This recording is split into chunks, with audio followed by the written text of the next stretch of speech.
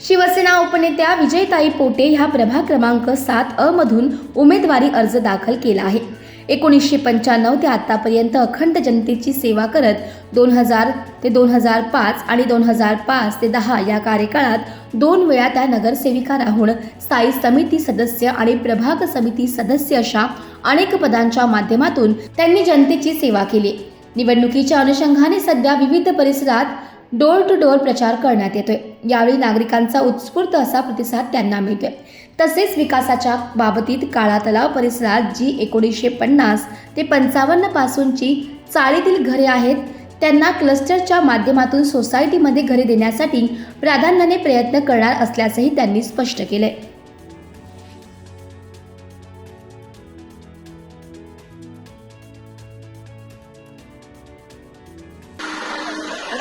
गेली 15-20 वर्षापासून आम्ही इथे नगरसेविका आहोत।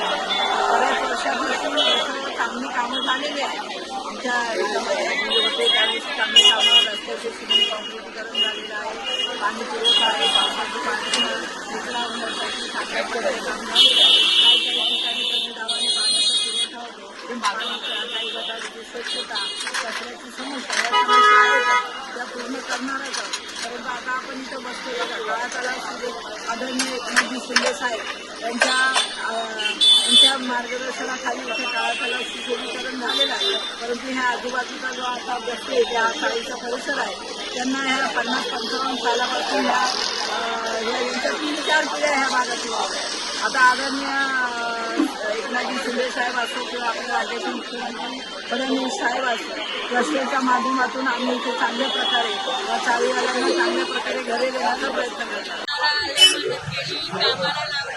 चांगला पगार पण दिला होता टाकून त्यांच्या सांगण्याच्या ह्याच्यावरच मी त्यांच्याचं काम केलं, ठिकाण केलं। मी त्यांना ओळखते, ठिकाण ओळखते। तुमच्या प्रभागात त्याच नगरसेविका हव्यात का? तुमच्या प्रभागात त्याच नगरसेविका हव्यात? माझ्या एकदम घरच्या आहेत त्या कागद द्यायला आलं त्यांच्या बायका नेलं कुणाचे म्हणजे पोटेबाईंचं यायचं म्हणजे पोटेबाई निवडून येतील तर त्यांना किती आनंद झाला। तुमच्या तोंडून ऐकून त्यांचं जमतं म्हणजे त्यांनी मला चांगलं केलं। आम्हाला बांधून द्या म्हणजे बंद झालं हे तेवढं। पण आता तिघं पोरं पडली तिघं बांधतात तिघं पण काही नको आशीर्वाद माझ्या पोरांच्या पाठीमागे राहून द्या बा, दुसरं काही नको। तर त्या निवडून आल्याच पाहिजे माझं म्हणणं आहे। माझ्या मनाला आनंद होते आई इकडे ना पोटेबाई निवडून माझं मन देखील